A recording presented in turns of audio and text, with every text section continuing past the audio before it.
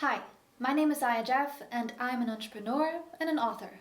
I have written books but also founded companies in a different realm of, spectrums such as finance or consultancy or even tech. So, yeah, that's me.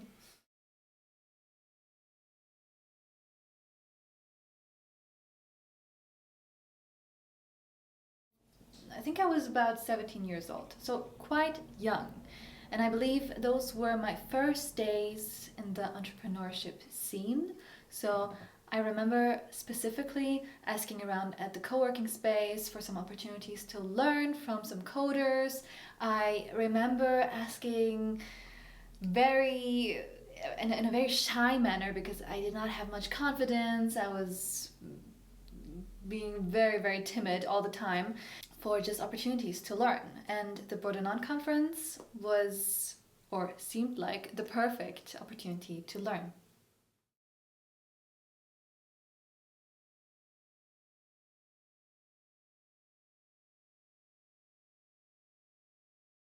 I think the Bordeaux conference to a 17-year-old sounds like a very important-ish conference. So I did not expect much, but I expected to be learning a lot on that day because I had no idea about anything at all. So what could you expect from someone who had never worked before? So there you go. I mean, my expectations were high for a 17-year-old, but also very low for someone who has 10 years of experience by now in the business industry.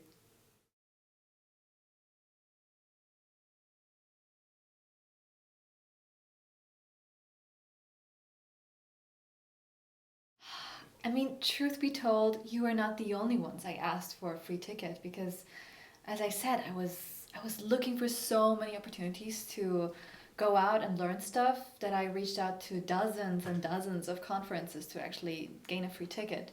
So I think it was only natural for you guys to think about this and be like, "Hey, I'm sorry, we can't let you in." And I wasn't too sad, but I was pretty sad, of course, on that day the email arrived.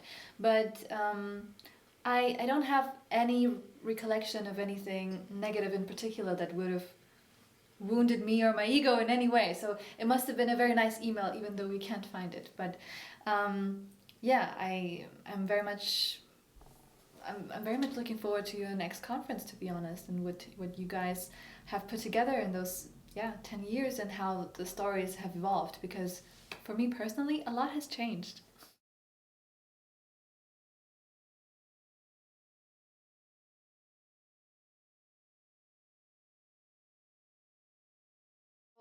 Remember when I told you guys that I applied to dozens and dozens of conferences? Well, I applied to scholarships as well, to different universities, to different companies, and this way I got so many great contacts.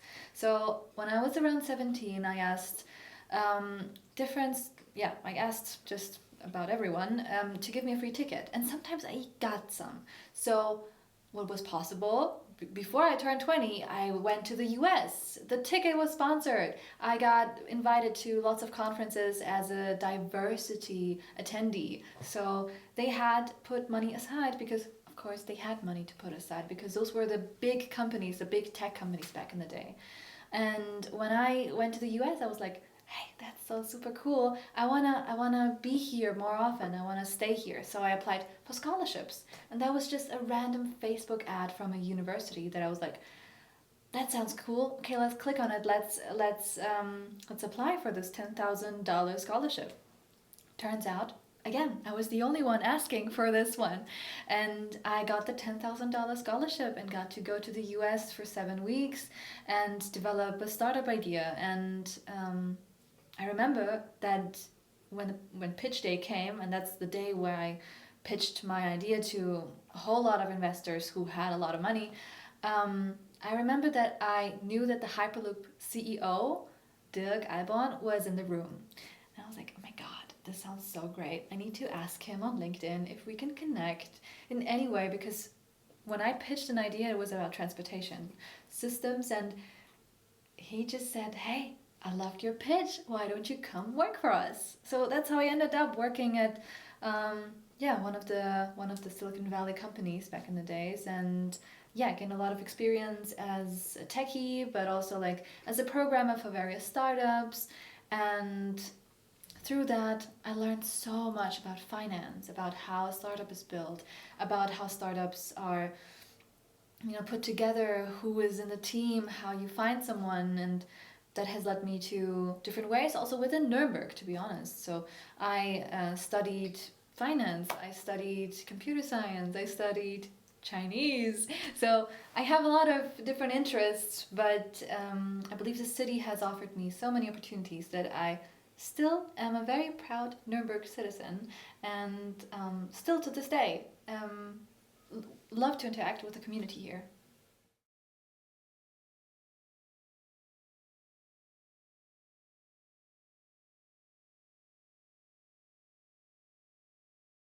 To be honest, your email was a very different kind of email. So it was a way more heartwarming email reminding me of who I was 10 years ago and what I tried to do, basically. And I think it's so much more different because usually the keynote, like the the questions I get on whether I can give a keynote or not are dry and businessy, and this is the date and this is how much you get paid and are you in or are you out.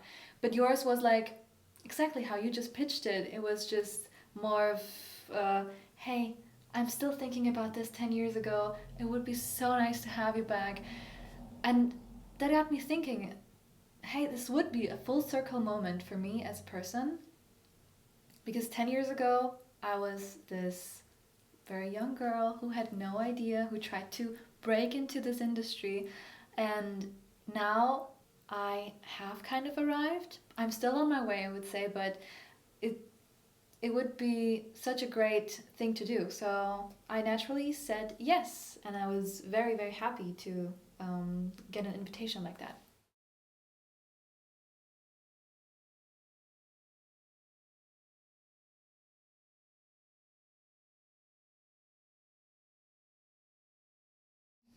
I think it's never easy having a story be put into different words, into different contexts by journalists, for example.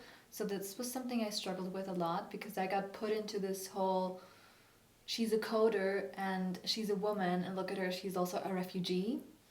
So these three things aligned made me feel like this is not me entirely. This is not my entire personality, and they have specifically tried to simplify it so people understand what's going on. Um, and I also remember some comments from men I've worked with who were kind of fed up and commented under the posts, hey, we kind of have our, what do you say, we kind of have our nose full. um, we don't want to hear any more about her story. She's way overhyped. Oh my god, she's arrogant. Oh my god, can she even code? And I believe that hit me hard because I still cared about what people thought of me and of my story, even though it wasn't me who put up this whole thing together. So it was journalists talking about me. And I think this was one of the reasons I I remember being not as fast as I should have been or could have been, just because my head was in the my head was not in the right place. I was timid and shy again. I was put into this category, into this box. But I remember then also that other people got hyped too, and then I read their comments, and theirs was much worse. And I remembered that I saw this system everywhere, like this. I'm not sure how to call it yet, but it definitely is some type of discrimination going on against women. And I reached out to a lot of other entrepreneurs, female entrepreneurs too, and I asked if they had any nice or good words for me or any advice how I should move on. And those were the moments where I gained a lot of strength. I think this was the moment where I saw why the community is so important, why it's not just about the idea, how much money you make. It's definitely about the community feeling, and if you feel welcome, and if you feel like there's a warm hand reaching and giving you, you know, something that you have been working for such a long time. So yeah, these were like transformative moments I had, and I believe I can also give it back to other people who reach out to me. I mean, yes, you mentioned it's a little bit more difficult to reach out to me at the moment because I've been getting a lot of emails, but I do answer, even though it takes me a while. And I'm very happy to give out advice to also young people. It doesn't have to be women, but young people who are struggling to find their way.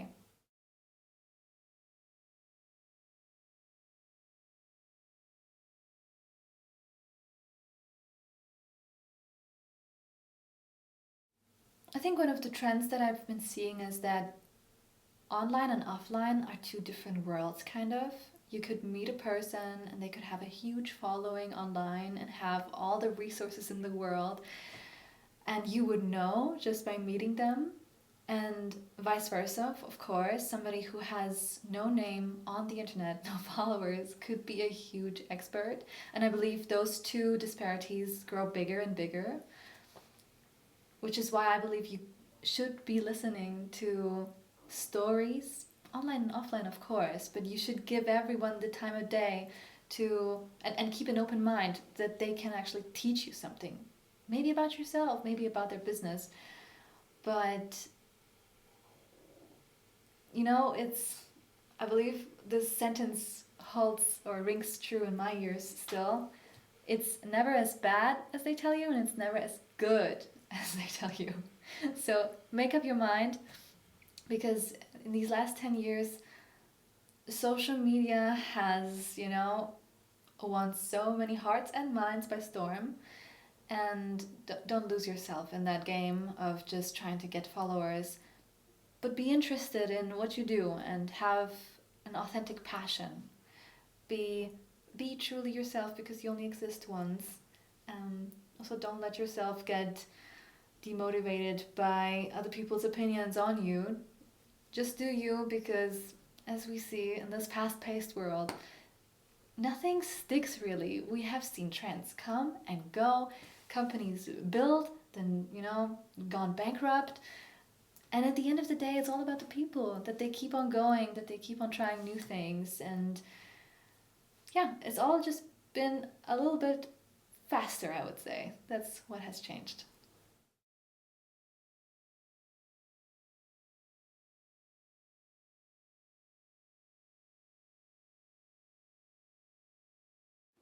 I think 17-year-old Aya would have loved to hear from some professionals that her way is the right way, because I was very much between, between journeys, and between, you know, who do I want to be, between role models and deciding who I want to be.